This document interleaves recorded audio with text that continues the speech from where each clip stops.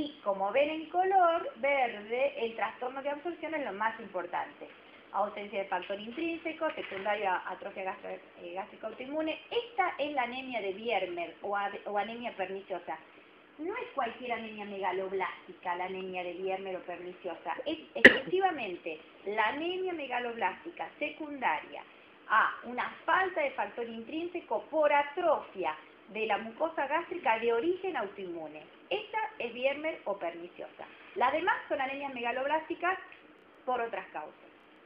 Por ejemplo, un síndrome de mala absorción, como podemos ver o en una enfermedad celíaca o en otras, SPRU y demás, por una resección en el ilio terminal, por una enfermedad de Crohn que afecte el ilion, por fístulas o anastomosis de delgado, por parásitos, por alteraciones también bacteriológicas intestinales y parásitos como el Bifidobacterium latum que se encuentran más en los lagos del sur que acá en esta zona.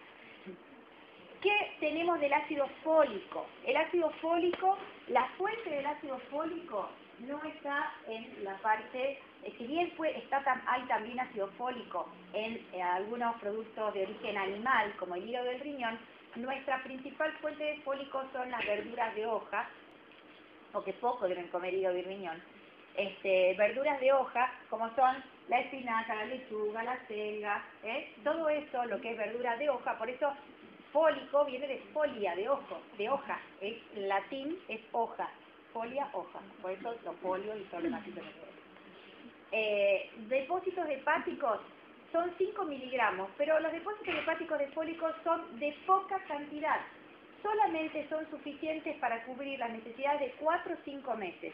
Por eso, cualquier individuo que esté en un geriátrico y no le den verduras, que esté padeciendo un tumor, una anemia hemolítica en el que consume mucho fólico, enseguida va a desarrollar anemia macrocítica, porque en 4 o 5 meses los depósitos se agotan. Entonces es de rápido desarrollo. El problema de absorción no existe para el ácido fólico, tiene que ser un problema de absorción grosero para que además no absorba el fólico, porque se absorbe muy fácilmente en duodeno y en yeyuno y se transporta unido a la albúmina o también libre. Se distribuye en tejidos, sobre todo los tejidos de alta proliferación. ¿Cuáles son los tejidos de alta proliferación? La médula ósea, las mucosas, todas las mucosas son los de más alta proliferación, ¿sí? Porque son los que tienen mucho recambio. Bien, ¿y por qué hay deficiencias? Fíjense que no pongo acá la malabsorción como causa, pero sí el aporte inadecuado, que es la más importante, o el incremento de las necesidades que no se suplen con un aporte un aporte farmacológico. Entonces, el aporte inadecuado, la más importante, es las dietas pobres. Y eso se ve en ancianos, en inválidos, en pacientes neurológicos, donde la alimentación no depende de ellos, sino depende de la institución, donde todo se da cocinado, donde no hay verduras frescas, pacientes psiquiátricos y en el alcoholismo. En cambio, el incremento de las necesidades del fólico, y esto es importante porque ahí hay que suplir de ácido fólico, se ve en las enfermedades hematológicas porque tienen alto recambio. Una leucemia, una anemia hemolítica, produce células y consume fólico. Y por supuesto, lo mismo, con la misma lógica, es el embarazo, donde hay una alta replicación, la lactancia y el crecimiento. Y después, obviamente, tenemos inducidas por medicamentos. Hay medicamentos que interfieren con la absorción del fólico. En este caso, en realidad el metotrexato interfiere con la acción del fólico en parte, y en parte con la absorción, pero los anticonceptivos interfieren la absorción del fólico, y las hidantoínas también. Bueno, ¿cómo es la fisiopatología de esto? ¿Por qué el ácido fólico y la vitamina B12 son capaces de alterar la síntesis normal del ADN? Acá tienen un metabolito que es el 5-metil tetrahidrofólico. Es una de las formas en las que se encuentra en el organismo el ácido fólico. Tiene la forma del 5-metil, tienen la forma del tetrahidrofólico solo, tienen la forma que es reducido porque tiene más más hidrógenos y tienen una forma de dihidrofólico que es oxidada. Acá hay una enzima que para pasar de esto a esto es una reductasa. Bien, el 5-metil-tetrahidrofólico requiere, para pasar a tetrahidrofólico, que es la forma activa, la reducida, la forma activa para interferir o facilitar o que actúa como cofactor en la síntesis del ADN, necesita la B12 para poder pasar de este grupo metilo a la homocisteína y transformar la homocisteína en metionina. Cuando este metilo pasa a la homocisteína, se transforma en metionina. Si no hay vitamina B12, esta reacción se enlentece mucho, no quiere decir que no se produzca para nada, pero se enlentece al haber falta de B12. ¿Y qué pasa? Esto queda atrapado acá, esto es la trampa de folato. El 5-metil-tetrahidrofólico queda como metabolito sin poder pasar a tetrahidrofólico y esto es lo que se llama la trampa de folato. Y no solo es esto lo que es la trampa de folato, sino que además aumenta la homocisteína. La homocisteína, ustedes miren una anemia megaloblástica, la homocisteína está aumentada. Entonces, este sería el paso donde interfiere la B12.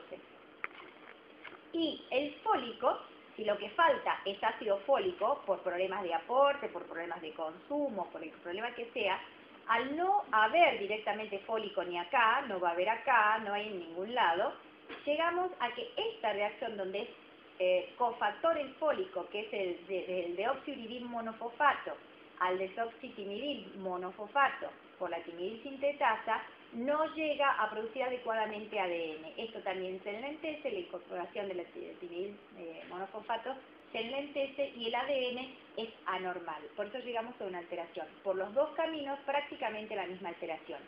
Con la diferencia que la B12 además,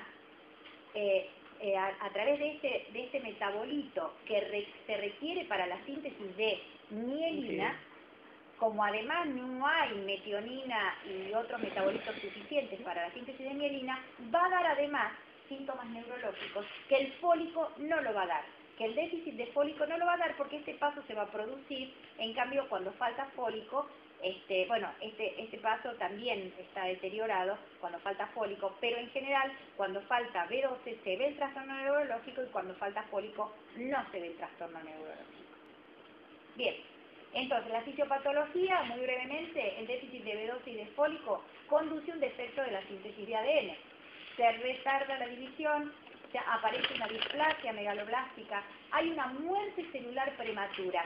Y esto es muy importante.